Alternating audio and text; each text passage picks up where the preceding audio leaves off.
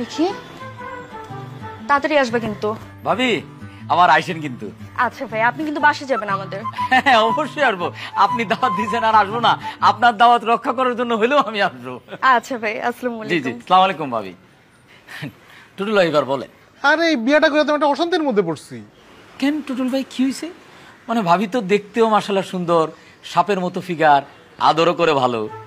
আরে এগুলি বিষয় না, এলাকার পোলাপাইন ইফটিজিং করে।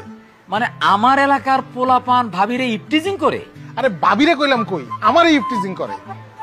মানে কি কইলেন টুটুল ভাই, আপনারে ইপটিজিং করে? কি কয় আপনারে? আরে বউলিয়া রাস্তায় বাইরেলেই পোলাপাইনকে আরম্ভ করে, হালাই কামটা করলো কি? কও এটা কোনো কথা লাবু?